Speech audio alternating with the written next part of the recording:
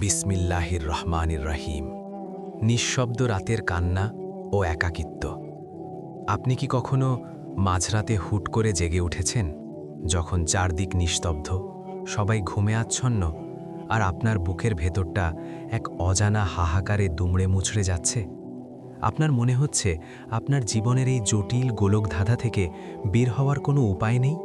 আপনি হাসছেন, মানুষের সাথে কথা বলছেন, কিন্তু ভেতরে ভেতরে আপনি শেষ হয়ে যাচ্ছেন। কেউ দেখছে না আপনি কতটা ক্লান্ত। কিন্তু শুনুন, মহাবিশ্বের সেই রব বলছেন, আমি তোমার সাহারগের চেয়েও কাছে আছি। আপনার সেই নিঃশব্দ অশ্রু যা বালিশে মিশে গেছে, তা কারো কাছে না পৌঁছালেও আরশের মালিকের কাছে পৌঁছে গেছে। তিনি আপনাকে একা ছাড়েননি, তিনি কেবল আপনার থেকে দুনিয়ার মিথ্যে আসার দেয়ালগুলো সরিয়ে দিচ্ছেন, যেন আপনি সরাসরি তার রহমতকে দেখতে পান। ব্যর্থতার চাদরে ঢাকা সফলতা। আমরা কেন ভেঙে পড়ি জানেন? কারণ আমরা সফলতাকে শুধু টাকা, পদ আর মানুষের হাততালিতে খুঁজি। আপনি হয়তো আজ ব্যর্থ হয়েছেন, প্রত্যাখ্যাত হয়েছেন, লোকে আপনাকে নিয়ে হাসাহাসি করছে, আপনার মনে হচ্ছে আপনার সব শেষ।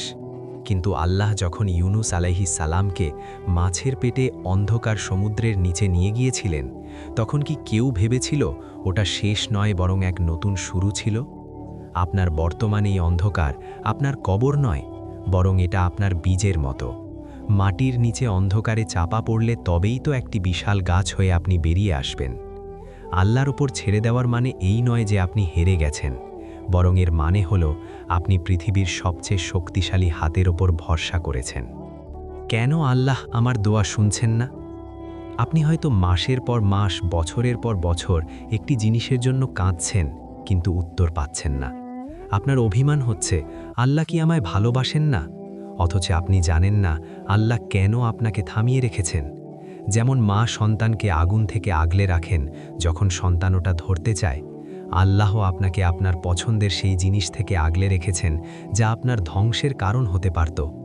তিনি আপনার চোখের পাঁচ মুছিয়ে দেবেন ঠিকই, তবে তার সময়, আপনার সময় নয়।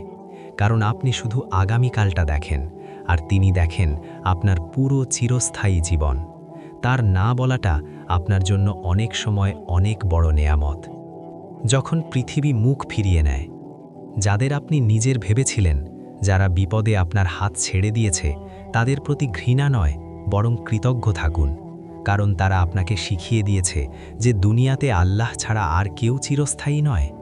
মানুষ আপনাকে ততক্ষণই ভালোবাসবে যতক্ষণ তাদের স্বার্থ আপনার সাথে মিশে আছে, কিন্তু আপনার রব আপনাকে ভালোবাসেন আপনার শত ভুলের পরেও। আপনি সিজদায় গিয়ে শুধু একবার লজ্জিত হয়ে বলুন, ইয়া রব, আমার কেউ নেই আপনি ছাড়া। দেখবেন আসমান থেকে এক অদৃশ্য শান্তি আপনার অন্তরে নেমে আসবে। সেই শান্তি কোনো ব্যাংক ব্যালেন্স বা কোনো সম্পর্ক আপনাকে দিতে পারবে না। সমর্পণের নতুন শুরু। আসুন আজ আমরা এক নতুনভাবে বেঁচে থাকা শিখি। আমরা আর মানুষের কাছে আমাদের অভিযোগ নিয়ে যাব না। আমরা আমাদের অভাবের কথা, কষ্টের কথা, একাকিত্বের কথা কেবল তাকেই বলবো যিনি আমাদের সৃষ্টি করেছেন। আপনি আজই আপনার সব ভয়কে ছুঁড়ে ফেলে দিন। আল্লাহর উপর তাওয়াক্কুল করার মানে হলো ঝড়ের কবলে থাকা নৌকায় বসেও এই শান্তিতে থাকা যে এর মালিক আমার সাথে আছেন। আপনি যদি সত্যিই আল্লাহর উপর ছেড়ে দেন, তবে আপনার জীবন এমন এক মিরাকল দেখবে যা আপনি কখনো কল্পনাও করেননি। শান্ত হন, নিজেকে ক্ষমা করুন এবং আজ থেকেই বলুন, হে আল্লাহ, আমি আপনার সিদ্ধান্তে খুশি। আপনার প্রশান্তির যাত্রা এখান থেকেই শুরু হবে।